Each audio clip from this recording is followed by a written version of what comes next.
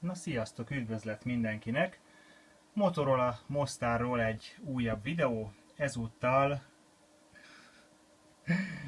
igen, hű segédem Ervin, ő is szeretne szerepelni a videóban. Szóval akkor még egyszer fussunk neki, Motorola Mostar újabb videó, és ezúttal az NVR nevezetű modellről van szó. Ez a készülék gyakorlatilag úgymond az előfutára, az elődje, a bevezetője volt a Mostar szériának. Itt találhatunk is rajta egy évszámot, megpróbálok rázumolni. 1983 vessző 84, hát az sem ma volt. De a Motorola mérnökeit dicséri, hogy a készülék a mai napig üzemképes. Ez a készülék tulajdonképpen ma érkezett a postával, és nem túl sok beállítást végeztem el rajta.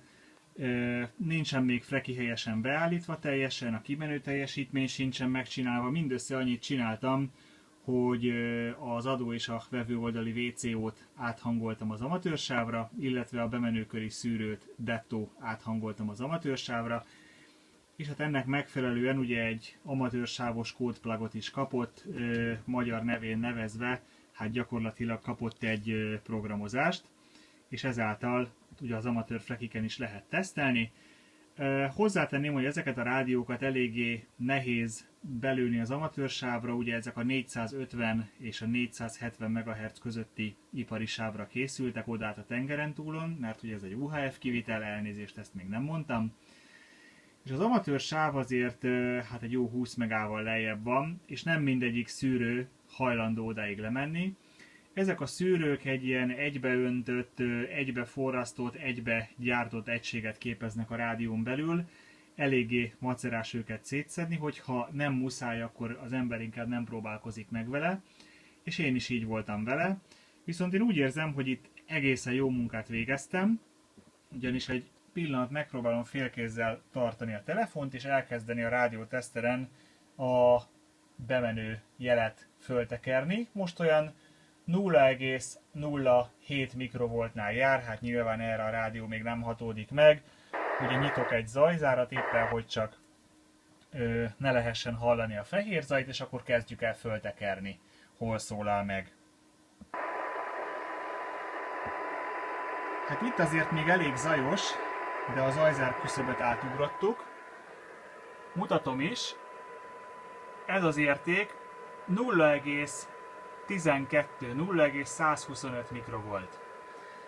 És akkor lássuk, hogy mikor tisztul ki úgymond a jel. Kicsit tekerek a hangerőn.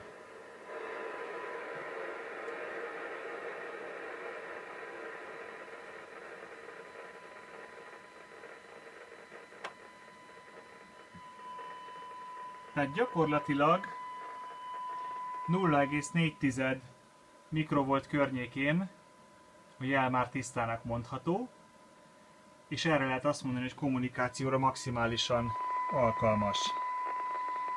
Annyit még tudni kell a készülékről, hogy a gépkönyv szerint 0,35 mikro az érzékenysége, természetesen 20 MHz-szel följebb a 450 megától kezdődő sávban. Úgyhogy én azt merem mondani, hogy ahogy az előző videóban is említettem, ezeket a kis készülékeket remekül ki lehet hegyezni az amatőrsávra, és a 0,12-es érzékenység nem rossz, és a 0,3-0,4 környékén teljesen kitisztuló jel, erre pedig azt mondom, hogy amatőr viszonylatban maximálisan tökéletes. No, hát az RF beállításokról itt ennyit.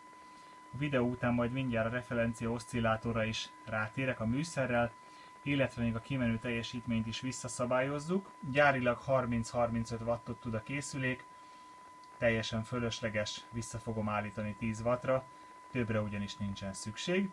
És akkor utána a programozáson is majd finomítok egy kicsit. No, hát erről akkor ennyit. Szép napot, szép estét, meleg időt, kevés esőt, szép nyarat mindenkinek, sziasztok!